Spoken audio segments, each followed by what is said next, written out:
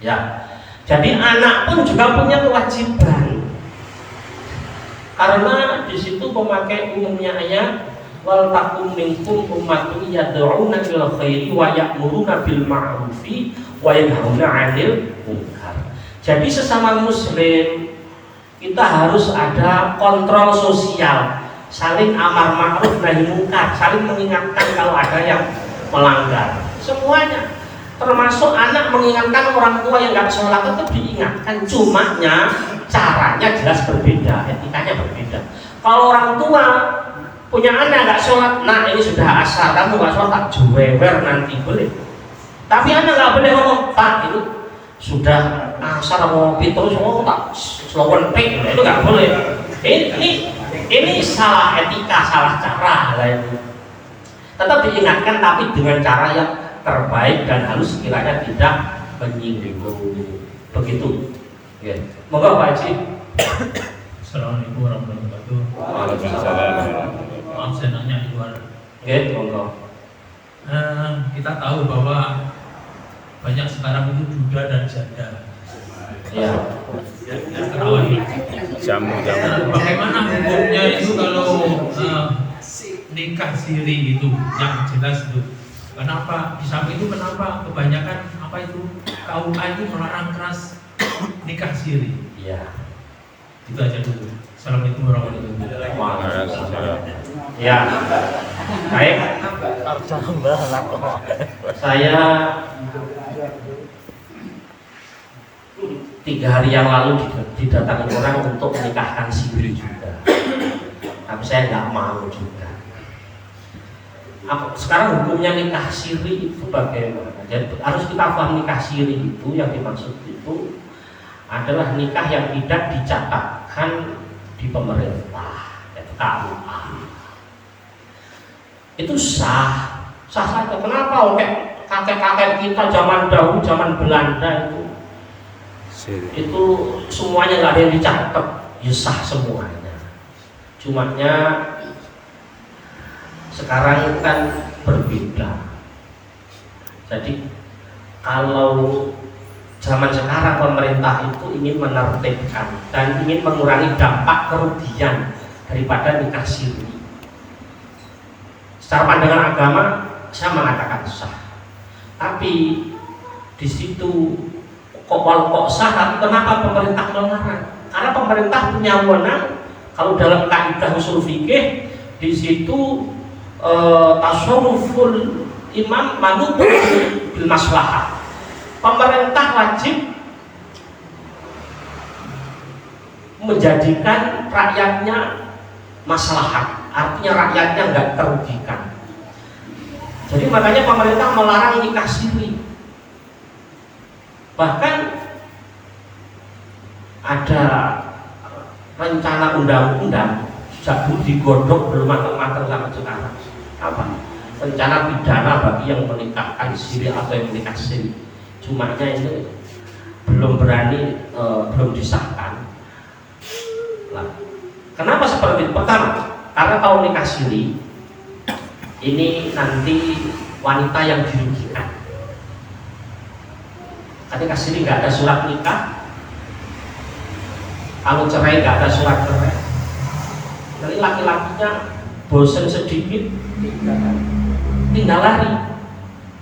Istrinya minta belanja yang agak banyak, menurutnya tinggal lari. Yang kedua, anaknya rugi. Ketika anak lahir, dia nggak bisa bikin akte kelahiran. Nanti anaknya mau sekolah bagaimana? Coba kita bayangkan. Kalau dalam hukum di Indonesia nanti dia nggak bisa dapat waris karena tidak ada akte kelahiran dia itu anak si A. Kalau belum hukum Islam tetap dapat waris itu. Ini sangat merugikan. Kebanyakan alasannya masih belum mampu biaya. Sekarang kalau mau nikah di KUA, datang di sana, dinikahkan di sana gratis 100%, gratis. Kecuali kalau manggil ke rumah, ya kena cash 600-an kali. Jadi nggak ada alasan untuk nikah siri. Jadi itu. Dan misalkan kok di situ istri tua, dia punya istri, bukan janda, bukan duda, dia masih punya pasangan. Istri tua Nanti ketika suaminya nikah siri nggak ngomong-ngomong, ini bisa nuntut, bahkan ustadznya bisa dituntut, bisa dipidanakan. Ini ada di Denpasar kejadian. Makanya saya takut juga berada di rekan semua orang. Jadi itu alasannya begitu, Pak Haji. Bagaimana, masih ada?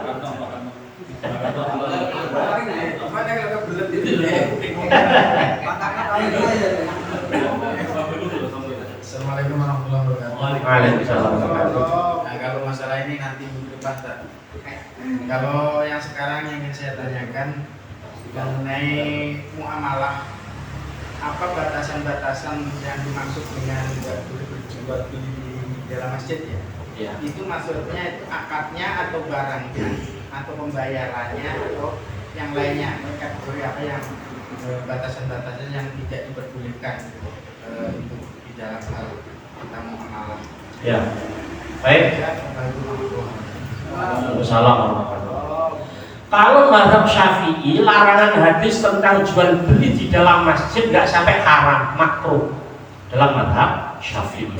Tapi walaupun makruh ya jangan kita remehkan. Itu larangan walaupun nggak sampai haram. Kalau dalam mazhab sebagian yang lainnya mengharamkan jual beli di dalam masjid. Lah jual beli di dalam masjid kalau zaman dahulu beda dengan zaman sekarang. Kalau zaman dahulu jual beli di dalam masjid itu bisa bawa barang ke dalam masjid atau bikin koperasi di dalam masjid, di dalam masjidnya lah maksudnya ya. Kalau di areal misalkan kok di bawah situ kok ada koperasinya, boleh-boleh saja. Itu karena memang tidak digunakan ibadah, tapi di situ pakai Jumatan ya.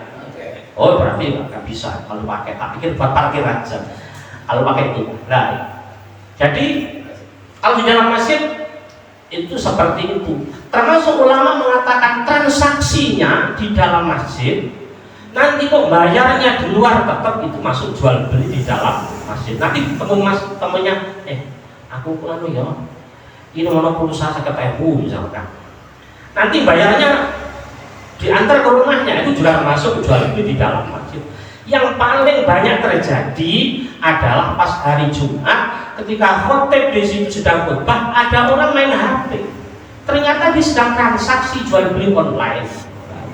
Ini jual beli di dalam masjid era-era modern seperti ini hukumnya haram, Jadi lo kok tahu Pak Faisal, saya tiap Jumat itu khutbah, Ada sebagian orang pas khutbah itu yang memang dia nggak rame tapi tangannya itu yang memutar terus itu. Lah, jadi ternyata memang ada sebagian yang itu sebagian nggak semuanya ya. Ada yang melakukan transaksi jual beli. Itu hukumnya juga dilarang. Baik kalau untuk mazhab Syafi'i itu makruh, mazhab yang selainnya itu ada yang mengatakan sampai haram. Kenapa? Karena masjid itu diciptakan untuk beribadah kepada Allah. Masjid itu disebut dengan pasar akhirat, ya, pasar akhirat. Kalau ingin berjual beli ya di pasar dunia. Jadi makanya kalau jual beli dalam masjid ini khawatirkan tidak barokah. Wallahu a'lam. Kita alhamdulillahirabbil alamin. Subhanallah wa bihamdihi.